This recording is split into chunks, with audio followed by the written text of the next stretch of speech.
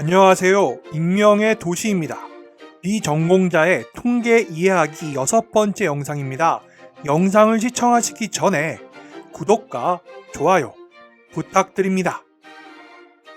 지난 영상에서 확률 분포가 변수의 가능한 결과의 확률을 보여준다고 설명했습니다. 이번에는 통계적 추론과 확률 계산 사이의 연관성을 보여주는 사례에 대해 설명해 보겠습니다.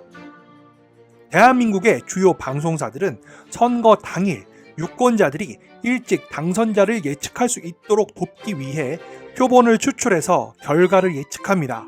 2017년 19대 대통령 선거에서 대한민국의 방송 3사는 유권자 3만 9천여 명을 대상으로 한 출구조사를 발표했습니다. 출구조사 결과는 표본의 41.4%가 문재인 후보에게 투표했다고 합니다.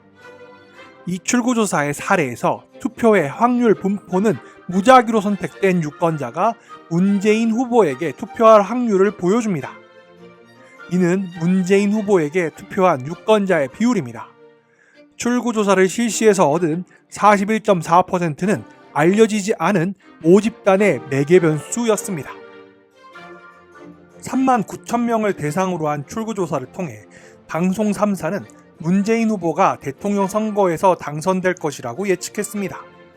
방송 3사는 이 출구조사의 정보로 충분히 예측할 수 있었을까요? 이제 어떻게 예측이 가능하게 되는지에 대해 설명해 보겠습니다. 시뮬레이션을 통해 출구조사 결과가 모집단, 여기에서는 대통령 선거 투표에 참여한 사람들의 실제 투표에 얼마나 가까운지 알 수 있습니다. 모집단에서 무작위로 선택된 유권자의 투표를 시뮬레이션하는 한 가지 방법은 무작위 숫자를 선택하는 것입니다. 유권자들이 5명의 후보에 대해서 각각 정확하게 20%씩 투표를 했다고 가정해 보겠습니다. 00에서 19 사이의 두 자리 숫자 20개를 문재인 후보, 20에서 39 사이의 숫자 20개는 홍준표 후보, 40에서 59 사이의 숫자 20개는 안철수 후보, 60에서 79 사이의 숫자 20개는 유승민 후보, 80에서 99 사이의 숫자 20개는 심상정 후보에 대한 투표로 식별합니다. 그리고 나서 각 후보자는 두 자릿수의 난수, 다시 말해 무작위 숫자를 선택할 때마다 약 20%의 확률을 갖게 됩니다. 이런 방식으로 출구조사에 참여한 숫자인 3만 9천 번에 두 자리의 무작위 숫자를 선택하는 것은 3만 9천 명의 투표자의 무작위 표본의 투표를 관찰하는 과정을 시뮬레이션하는 것과 마찬가지입니다. 3만 9천 명 분의 무작위 숫자를 생성하면 1회의 시뮬레이션이 완성됩니다. 물론 소프트웨어의 도움을 받아 자동으로 처리할 수도 있습니다. 어찌되었던 간에 우리가 1회의 시뮬레이션 과정을 통해 다음과 같은 결과를 얻을 수도 있습니다. 문재인 후보 30%, 홍준표 후보 36%, 안철수 후보 20%, 유승민 후보 5%, 심상정 후보 9%. 이와 같은 과정을 두 번째로 반복했을 때, 다시 말해 두 번째 시뮬레이션 결과는 다음과 같을 수도 있습니다. 문재인 후보 50%, 홍준표 후보 15%, 안철수 후보 6%, 유승민 후보 17%, 심상정 후보 12%.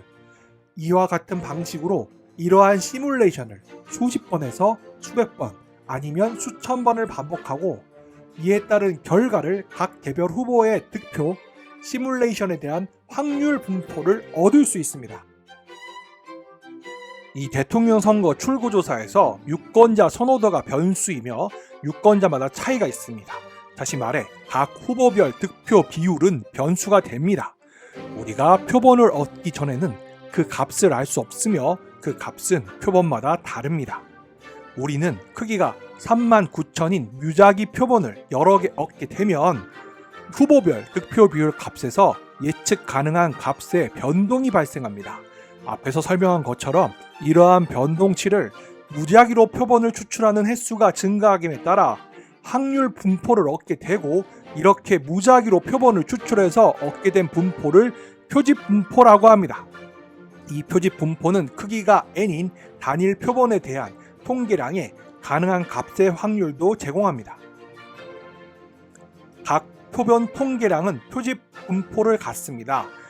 표본 평균의 표집 분포, 표본 비율의 표집 분포, 표본 중앙값의 표집 분포 등이 존재합니다. 표집 분포는 확률 분포의 하나의 유형에 불과합니다. 지금까지 설명했던 확률 분포와는 다르게 표집 분포는 개별 관측치가 아니라 관측치에서 계산된 통계량의 가능한 값에 대한 확률을 지정합니다. 이를 조금 쉽게 설명하면 앞서 대통령 선거 출구조사에서 문재인 후보의 득표 비율에 대해서 표집 분포가 존재하는 것이라는 의미입니다. 결과적으로 표집 분포를 통해 우리는 출구조사 결과를 통해서 문재인 후보가 얼마나 표를 얻을 것인가에 대한 통계치를 얻을 수 있으며 이 값에 대한 표집 분포를 얻을 수 있다는 것입니다. 더 중요한 것은 이 표집 분포를 통해 우리는 신뢰 수준, 예를 들어 2017년 대통령 선거 출구조사의 경우에는 95% 신뢰 구간이 플러스 마이너스 0.8%임을 얻을 수 있습니다. 이 신뢰 구간에 대해서는 이후 영상에서 다시 이야기할 것입니다. 추정 통계치에서는 표집 분포는 통계량이 추정하는 모수에 얼마나 가까운지를 예측하는 데 도움이 되기 때문에 중요합니다. 다시 설명하자면 이 대통령 선거 출구조사는 하나의 표본이며 이 표본을 통해 얻어낸 통계량, 표본 39,000명으로부터 계산된 득표율, 예를 들어 2017년 대통령 선거 출구조사의 경우 문재인 후보의 득표 41.4%는 추정하게 되는 모수, 여기에서는 실제 개표 결과를 통해 얻게 될 실제 득표율에 얼마나 가까운지 예측을 하는데 도움이 되는 것입니다.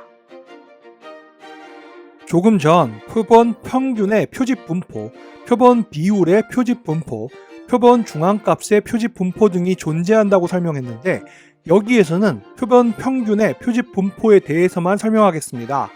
표본 평균은 매우 많이 사용되고 표본 비율도 사실상 표본 평균이므로 표본 분포에 각별히 관심을 갖는 것은 여러 장점이 있습니다.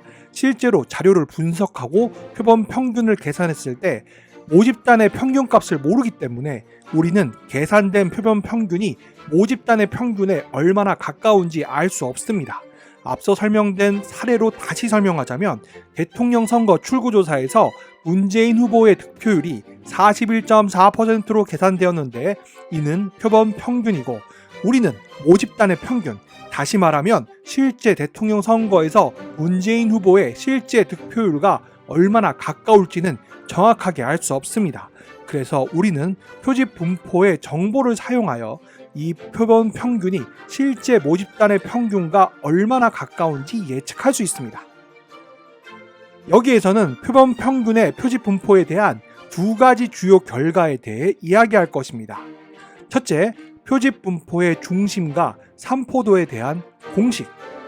두 번째, 표집 분포의 형태 또는 모양. 표본 평균은 표본마다 값이 다르기 때문에 편수입니다. 앞서 대통령 선거 출구조사에서 39,000명에 대해 설문조사를 실시했을 때 이 사람들이 아닌 다른 39,000명을 조사했다면 각 후보의 득표율은 다른 값을 갖게 되었을 것입니다. 무작위 표본의 경우 표본에서 계산되는 표본 평균은 모집단 평균 주변에 집중되기는 하지만 때로는 표본 평균은 모집단의 평균보다 매우 작거나 때로는 매우 큽니다. 실제로 표본 평균의 표집 분포의 평균은 모집단의 평균과 같습니다. 다시 말해서 표본을 반복적으로 추출하면 장기적으로는 표본 평균의 평균은 모집단의 평균과 같아진다는 의미입니다. 표본 평균의 표집 분포의 정도는 표본 평균의 표준 오차라고 불리는 표준 편차에 의해 설명됩니다. 표준 오차는 표본 평균이 표본마다 얼마나 다른지를 나타냅니다. 모집단에서 크기가 n인 표본을 반복적으로 선택하여 n개의 각 표본에 대해 표본 평균을 계산한다고 가정하겠습니다. 그러면 장기적으로는 표본 평균 값의 표준 편차는 표준 오차와 같아집니다. 실제로 표본 평균의 표준 오차를 계산하기 위해 반복적으로 표본을 추출할 필요가 없습니다. 크기가 n인 무작위 표본의 경우 표본 평균의 표준 오차는 표본의 크기가 인 n과 모집단의 표준 편차에 의해 달라지고 다음의 공식을 이용해서 계산이 가능합니다. 모집단을 대상으로 표본을 추출할 경우에 표본의 평균의 표집 분포는 표본 평균의 가능한 값에 대한 확률을 나타냅니다. 평균과 표준 편차를 갖는 모집단에 대해서 크기가 n인 무작위 표본의 경우 표본 평균의 표집 분포는 평균과 표준 오차를 갖습니다.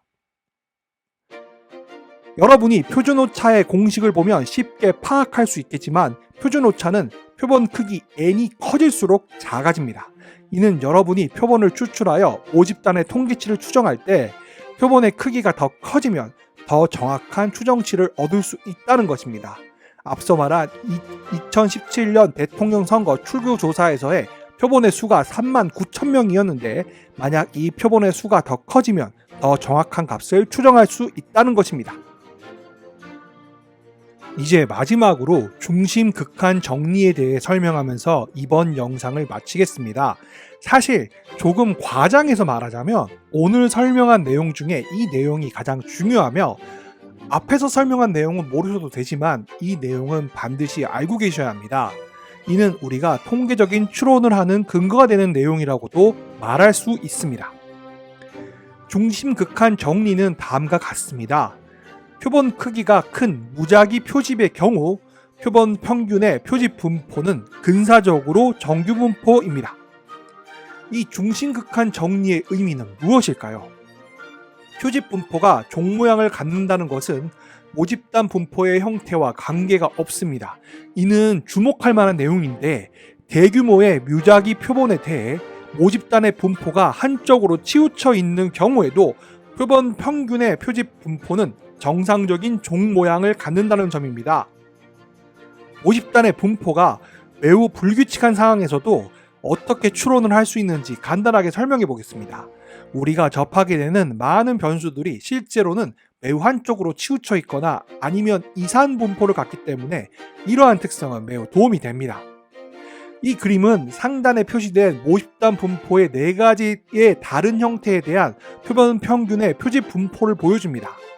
아래에는 표본의 크기가 2, 5, 30인 경우에 무작위 표본에 대한 표집 분포를 보여줍니다. 표본의 크기가 증가할수록 표집 분포는 점차 종 모양, 정규 분포를 띠게 됩니다.